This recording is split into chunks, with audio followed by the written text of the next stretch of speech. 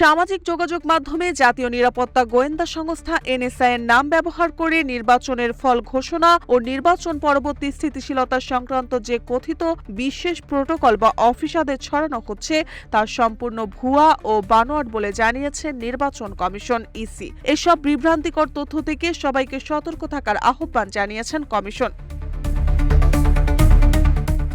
9 ফেব্রুয়ারি নির্বাচন কমিশন সচিবালয়ের জনসংযোগ অধিশাখা থেকে পাঠানো এক বিজ্ঞপ্তিতে এ তথ্য জানানো হয়। বিজ্ঞপ্তিতে বলা হয়, সম্প্রতি সামাজিক যোগাযোগ মাধ্যমে এনএসআই এর নামে একটি ভুয়া নথি প্রচার করা হচ্ছে, যেখানে নির্বাচনের ফলাফল ও নির্বাচন পরবর্তী সময়ের বিভিন্ন বাহিনীর ভূমিকা নিয়ে ভিত্তিহীন ও বিভ্রান্তিকর তথ্য উপস্থাপন করা হয়েছে। নির্বাচন কমিশন স্পষ্ট করে জানিয়েছে, এ ধরনের কোনো অফিস আদেশ বা বিশেষ প্রোটোকলের অস্তিত্ব নেই। নির্বাচন পরিচালনার ক্ষেত্রে দেশের কোনো গোয়েন্দা সংস্থা সরাসরি প্রশাসনিক ভূমিকায় নেই বলেও জানায় কমিশন। এ ধরনের অপপ্রচার উদ্দেশ্য প্রণোদিতভাবে ছড়ানো হচ্ছে বলে সতর্ক করা হয়েছে।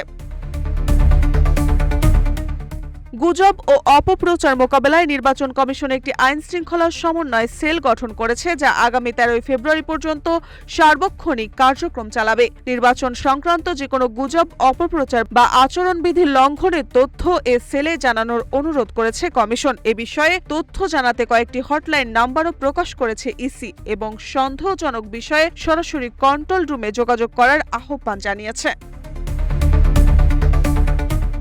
মার্জিয়া মৌ, রূপালী বাংলাদেশ।